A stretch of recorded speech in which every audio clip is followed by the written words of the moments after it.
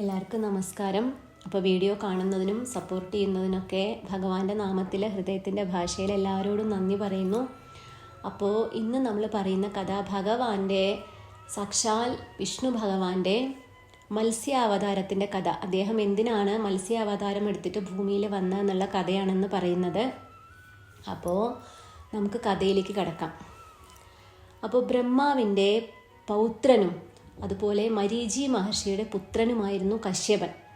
അപ്പോൾ കശ്യപന് പത്നിയായിട്ടുള്ള അതിഥിയിൽ പരമധർമ്മിഷ്ഠനും അതുപോലെ തന്നെ അത്ഭുതകരമായ വൈഷ്ണവ ശക്തി, ഭഗവാന്റെ ശക്തി നിറഞ്ഞിട്ടുള്ളതുമായ സത്യവ്രതൻ എന്നുള്ള തേജസ്വിയായിട്ടുള്ള ഒരു പുത്രൻ അവർക്ക് പിറന്നു.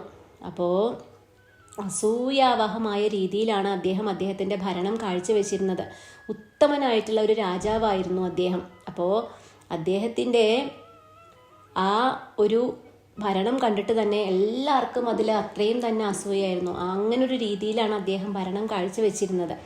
അപ്പോൾ അങ്ങനെ ക്രമേണ കുറച്ചു കാലം രാജ്യം ഭരിച്ചപ്പോൾ അദ്ദേഹത്തിന് ജീവിതത്തിനോട് ഒരു വിരക്തി ബാധിച്ചു. അപ്പോൾ അദ്ദേഹം മലയപർവ്വതത്തിൽ അങ്ങനെ തപസ് അനുഷ്ഠിക്കാൻ ആരംഭിച്ചു. അങ്ങനെ എന്തായിരുന്നു അദ്ദേഹത്തിൻ്റെ തപസ്സിൻ്റെ ഉദ്ദേശം? അദ്ദേഹത്തിന് ഏത് വിധേനയും തപസ് ചെയ്ത് ബ്രഹ്മദേവനെ പ്രത്യക്ഷപ്പെടുത്തണം എന്നായിരുന്നു അദ്ദേഹത്തിൻ്റെ ഒരു ആഗ്രഹം. അപ്പോൾ അതിനു വേണ്ടി അദ്ദേഹം വർഷങ്ങൾ നീണ്ടു നിന്ന അങ്ങനെ ഘോര തപസ് അദ്ദേഹം ചെയ്യും. അങ്ങനെ ആ ഘോര തപസ്സിൻ്റെ ഒടുവിൽ അതിൽ സംപ്രീതനായിട്ട് ബ്രഹ്മദേവൻ അവിടെ പ്രത്യക്ഷപ്പെടും. അങ്ങനെ ബ്രഹ്മദേവൻ പറയും, ഇഷ്ടപ്പെട്ടിട്ടുള്ള എന്തെങ്കിലും ഒരു വരം ചോദിച്ചോളൂ എന്ന് സത്യവ്രതനോട് പറയും. അപ്പോൾ സത്യവ്രതൻ ആ സമയത്ത് ഭക്തി പുരസ്സരം അങ്ങനെ ചോദിക്കുകയാണ്, ജഗൽ പിതാവായിട്ടുള്ള ബ്രഹ്മദേവ, അവിടുത്തെ ദർശനം കൊണ്ട് തന്നെ ഞാൻ ധന്യനായിട്ടുണ്ട്. അപ്പോൾ എനിക്ക് ഒരേ ഒരു വരം മാത്രമേ ആവശ്യമുള്ളൂ. ഈ ഒരു കൽപ്പത്തിൻ്റെ അവസാനത്തിൽ പ്രപഞ്ചം പ്രളയത്തിൽ അമരുമ്പോൾ സകല ജീവജാലങ്ങളെയും രക്ഷിക്കാനുള്ള ശക്തി അതെനിക്ക് വേണം. അപ്പോൾ സത്യവ്രതൻ അത്രയും തന്നെ നല്ല ഗുണങ്ങളോട് കൂടിയ ഭഗവാന്റെ ഭക്തനാണ്. അപ്പോൾ അതുകൊണ്ട് തന്നെ അദ്ദേഹം വരം ചോദിക്കുന്ന സമയത്തും ഒരു പ്രപഞ്ചത്തിൻ്റെ ഒരു നന്മയ്ക്ക് വേണ്ടിയിട്ടുള്ള ഒരു ആഗ്രഹമാണ്, ഒരു വരമാണ് അദ്ദേഹം ചോദിച്ചിട്ടുള്ളത്. അപ്പോൾ അങ്ങനെ ബ്രഹ്മദേവൻ പറയാണ്, നിന്റെ ആവശ്യത്തിൻ്റെ പിന്നിലുള്ള ആ നന്മ എന്നെ സന്തുഷ്ടനാക്കിയിട്ടുണ്ട്. അപ്പോൾ അതുകൊണ്ട് തന്നെ നിന്റെ ഇച്ഛ പൂർത്തീകരിക്കുന്നതാണ്. നീ എന്ത് വരമാണോ ആഗ്രഹിച്ചിട്ടുള്ളത് ആ വരം നടക്കും എന്നുള്ളത് പറയാണ്. അപ്പോൾ അങ്ങനെ ആ വ്രതം കൊടുത്തതിന് ശേഷം ബ്രഹ്മദേവൻ അവിടെ നിന്ന് അപ്രത്യക്ഷനാവും. അപ്പോൾ അങ്ങനെ നാളുകൾക്കപ്പുറം രാജാവായിട്ടുള്ള സത്യവ്രതൻ അങ്ങനെ ഘൃതമാലിനി തീർത്ഥത്തിൽ അദ്ദേഹം പിതൃതർപ്പണം ചെയ്തുകൊണ്ടിരിക്കുകയായിരുന്നു. അപ്പോൾ ആ സമയത്ത് അദ്ദേഹം കൈക്കുമ്പിളിൽ ആക്കിയ ജലത്തിൻ്റെ ഉള്ളിൽ ഒരു കുഞ്ഞു മത്സ്യം അവിടെ അകപ്പെട്ടു. അപ്പോൾ മത്സ്യത്തെ കണ്ടിട്ടുള്ള രാജാവ് ദയവ് തോന്നി. അപ്പോൾ രാജാവ് ഭഗവാന്റെ ഭക്തന്മാർക്കുള്ള ഗുണങ്ങളൊക്കെ തന്നെയാണ് ദയ, കരുണ, അതുപോലെ തന്നെ സ്നേഹം, അങ്ങനെ വാത്സല്യം, അതൊക്കെ ഭഗവാന്റെ ഭക്തന്മാരുടെ ഒരു ഗുണങ്ങളിൽ പെട്ടതാണ്. അപ്പോൾ അതുപോലെ തന്നെ രാജാവിന് മത്സ്യത്തെ കണ്ടപ്പോൾ ദയ തോന്നി, രക്ഷിക്കണം എന്ന് തോന്നി. അപ്പോൾ ആ കുഞ്ഞു മത്സ്യത്തിനെ അദ്ദേഹത്തിൻ്റെ കമണ്ടലുവിൽ ജലം ഉണ്ടായിരുന്നു, അപ്പോൾ അതിൽ നിക്ഷേപിക്കും. അങ്ങനെ അതിനെ കൊട്ടാരത്തിലേക്ക് കൊണ്ടുപോയി. അപ്പോൾ പിറ്റേ ദിവസം കമണ്ടലുവിൽ നോക്കിയപ്പോൾ രാജാവ് അങ്ങനെ അത്ഭുത പരതന്ത്രനായിപ്പോയി. കാരണം എന്തായിരുന്നു, മത്സ്യം കമണ്ടലുവിനെക്കാട്ടിലും വലുതായിട്ടുണ്ട്. അപ്പോൾ ഇനിയിപ്പോൾ എന്ത് ചെയ്യും? അപ്പോൾ അദ്ദേഹം ഉടനെ തന്നെ മത്സ്യത്തെ ഒരു വലിയ ഉരുളിയിൽ ജലം നിറച്ചിട്ട് അതിൽ നിക്ഷേപിക്കും. അപ്പോൾ ഒരു ദിവസം കൊണ്ട് തന്നെ ആ മത്സ്യം ഉരുളിയെക്കാട്ടിലും വളർന്നു. അപ്പോൾ രാജാവ് പിന്നെ എന്ത് ചെയ്തു? ആ മത്സ്യത്തിനെ എടുത്ത് അദ്ദേഹത്തിൻ്റെ സരസിൽ, അദ്ദേഹത്തിൻ്റെ പൊയ്കയിൽ അദ്ദേഹം നിക്ഷേപിച്ചു. അപ്പോൾ ആ മത്സ്യം പൊയ്കയെക്കാട്ടിലും വലുതായി. അപ്പോൾ അങ്ങനെ ആയപ്പോൾ അദ്ദേഹത്തിന് പിന്നെ വേറെ വഴികളില്ല. അങ്ങനെ അദ്ദേഹം ആ ഒരു മത്സ്യത്തിനെ ഗംഗാനദിയിൽ കൊണ്ടുചെന്ന് പോയി ഗംഗാനദിയിൽ നിക്ഷേപിക്കും. പക്ഷേ ഒറ്റ രാപ്പകൽ കൊണ്ട് തന്നെ ആ മത്സ്യം ഗംഗയെക്കാട്ടിലും ബൃഹത്തായിട്ടുള്ള ആകാരം സ്വീകരിക്കും. അപ്പോൾ സത്യവ്രതൻ പിന്നെ ആ മത്സ്യത്തിനെ എടുത്ത് അങ്ങനെ സമുദ്രത്തിൽ നിക്ഷേപിച്ചിട്ട് തിരികെ കൊട്ടാരത്തിലേക്ക് നടക്കാൻ അങ്ങനെ തുടങ്ങുകയാണ്. അപ്പോൾ ആ സമയത്ത് രാജാവ് മടങ്ങുന്നത് കണ്ടപ്പോൾ മത്സ്യം അദ്ദേഹത്തോട് പറയാണ്, അല്ലയോ മഹാരാജാവേ, ഇത്രയും ദിവസം അങ്ങ് എനിക്കൊരു ആപത്തും വരാതെ എന്നെ സംരക്ഷിച്ചു. അപ്പോൾ ഇവിടുന്ന് ഇപ്പോൾ ഈ ഒരു സമയത്ത് അങ്ങ് എന്നെ ഉപേക്ഷിച്ച് പോവാണോ? ഹിംസ്ര ജീവികളൊക്കെ നിറഞ്ഞ ഈ ഒരു സാഗരത്തിൽ എൻ്റെ രക്ഷയ്ക്ക് എനിക്ക് വേറെ ആരും തന്നെ ഇല്ല. അപ്പോൾ എൻ്റെ രക്ഷയ്ക്ക് അങ്ങ് മാത്രമേ ഉള്ളൂ. അപ്പോൾ അതുകൊണ്ട് എന്നെ ഉപേക്ഷിച്ച് പോവരുതേ. എന്നെ തുടർന്നും സംരക്ഷിക്കാനുള്ള ധർമ്മം അങ്ങേക്കുണ്ട്, അത് അങ്ങ് മറന്നു പോവരുത് എന്ന് പറയാണ്. അപ്പോൾ മത്സ്യത്തിൻ്റെ അപേക്ഷ കേട്ടപ്പോൾ സത്യവ്രതൻ അദ്ദേഹത്തിൻ്റെ ധനുസ് കുലച്ചുകൊണ്ട് ആ മഹാസാഗരത്തിൻ്റെ തീരത്ത് അങ്ങനെ നിൽക്കുകയാണ്. അപ്പോൾ ഒരു കാരണവശാലും തൻ്റെ അശ്രദ്ധ കൊണ്ട് ആ മത്സ്യത്തിന് ഒരു ആപത്തും സംഭവിക്കാൻ പാടില്ല എന്നുള്ള പ്രാർത്ഥന അദ്ദേഹത്തിൻ്റെ മനസ്സിലുണ്ട്. അങ്ങനെ ആ ഒരു മനസ്സിലുള്ള ആ ഒരു ഉറച്ച വിശ്വാസത്തോടെ ആ മത്സ്യത്തിൻ്റെ സംരക്ഷണത്തിന് വേണ്ടിയിട്ട് അങ്ങനെ സത്യവ്രതൻ അവിടെ മഹാസാഗരത്തിൻ്റെ തീരത്ത് തന്നെ നിന്നു. അപ്പോൾ സത്യവ്രത മഹാരാജാവിൻ്റെ ആ ധർമ്മയുക്തമായിട്ടുള്ള പ്രവൃത്തി അത് കണ്ടപ്പോൾ ഭഗവാൻ അതിൽ സന്തുഷ്ടനായി. അങ്ങനെ ആ ഭഗവാൻ മത്സ്യത്തിൻ്റെ രൂപം വെടിഞ്ഞിട്ട് അദ്ദേഹത്തിൻ്റെ സ്വന്തം രൂപത്തിൽ സത്യവ്രതൻ്റെ മുന്നിൽ പ്രത്യക്ഷനായി. അപ്പോൾ ഭഗവാൻ മഹാവിഷ്ണുവിനെ നേരിൽ ദർശിച്ചിട്ടുള്ള രാജാവ് അത്രയും തന്നെ അത്ഭുത പരതന്ത്രനായിട്ട് അങ്ങനെ ഭക്തിപൂർവം ഭഗവാനെ സ്തുതിക്കാൻ തുടങ്ങി. അപ്പോൾ പറയാണ്, അല്ലയോ ജഗൽ പരിപാലകനായിട്ടുള്ള ഭഗവാനെ, അപ്പോൾ അവിടുത്തെ ദർശനം കൊണ്ട് ഈ ഉള്ളവൻ്റെ ജന്മം ധന്യമായിരിക്കുന്നു. അപ്പോൾ അങ്ങേയ്ക്ക് പ്രണാമം. അപ്പോൾ വിശ്വവ്യാപിയായിട്ടുള്ള അവിടുന്ന് കേവലം ഒരു കുഞ്ഞു മത്സ്യത്തിൻ്റെ ആകാരത്തിലെത്തി എൻ്റെ കൈക്കൊമ്പിളിൽ ഒതുങ്ങിയൽ പരം പുണ്യവും ഭാഗ്യമൊന്നും എനിക്ക് എന്താണ്, വേറെ ഒന്നുമില്ല. അപ്പോൾ അല്ലയോ ജഗദീശ്വര, അവിടുത്തെ നിസീമമായ അനുഗ്രഹ ആശിസ്സുകൾ എനിക്ക് ഏകിയാലും അങ്ങയുടെ അനുഗ്രഹം എനിക്ക് തരൂ എന്ന് പറയാണ് സത്യവ്രതൻ. അപ്പോൾ ഭക്തി നിർഭരമായ സത്യവ്രതൻ്റെ വാക്കുകൾ കേട്ടപ്പോൾ ഭഗവാൻ വിഷ്ണു പറയാണ്, എന്തിനാണ് അദ്ദേഹം മത്സ്യരൂപത്തിൽ വന്നിട്ടുള്ളതെന്ന് പറയാണ്. അപ്പോൾ പറയാണ്, സത്യവ്രത, നാം ഇപ്പോൾ മത്സ്യാവതാരം കൈക്കൊണ്ടിരിക്കുകയാണ്. അപ്പോൾ സൃഷ്ടികർമ്മത്തിന് ശേഷമുള്ള സമയം നിദ്രയിലാണ്ടിട്ടുള്ള പരപിതാവ് ബ്രഹ്മദേവനിൽ നിന്ന് ഹയഗ്രീവൻ എന്നുള്ള അസുരൻ അങ്ങനെ ചതുർവേദങ്ങളെയും അപഹരിച്ചു കൊണ്ട് മറിഞ്ഞിരിക്കുകയാണ്.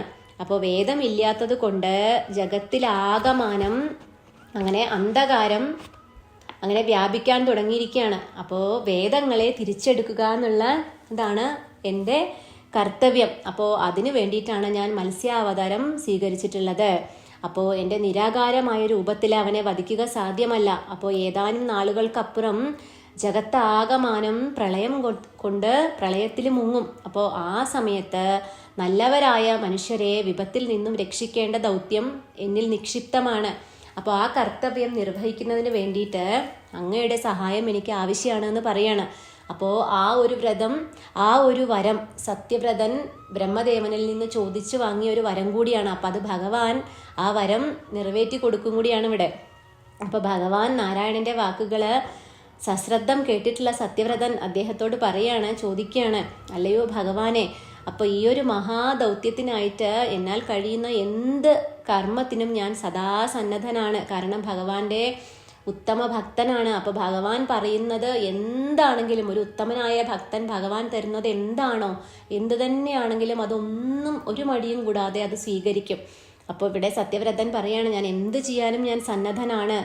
എന്താണ് ഞാൻ ചെയ്യേണ്ടതെന്ന് അങ്ങ് കൽപ്പിച്ചാൽ മാത്രം മതി. നമ്മളൊക്കെ അങ്ങനെയാണ്. ഭഗവാന്റെ വെറും ഉപകരണങ്ങൾ മാത്രമാണ് നമ്മൾ ഈ ഭൂമിയിൽ നമ്മളെ ഭഗവാൻ ഇവിടേക്ക് വിട്ടിരിക്കുന്നത്. ഭഗവാന്റെ കുറേ കാര്യങ്ങൾ നമുക്ക് ചെയ്തു തീർക്കാനുണ്ട്, അല്ലെങ്കിൽ നമുക്ക് കുറേ നമ്മുടെ ആത്മാവിൻ്റെതായ കർമ്മങ്ങൾ നമുക്ക് ചെയ്യാനുണ്ട്.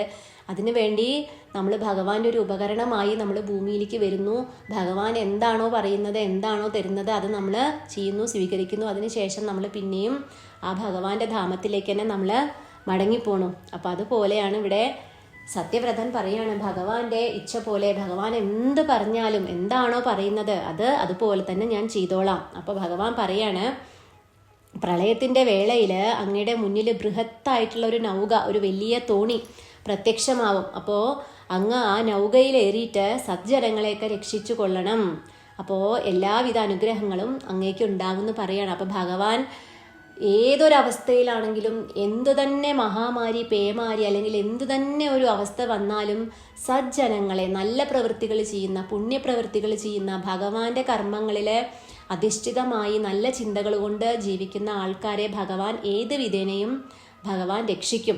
അപ്പോൾ അതും കൂടിയാണ് നമുക്ക് ഈ ഒരു അവസരത്തിൽ നമുക്ക് മനസ്സിലാവുക.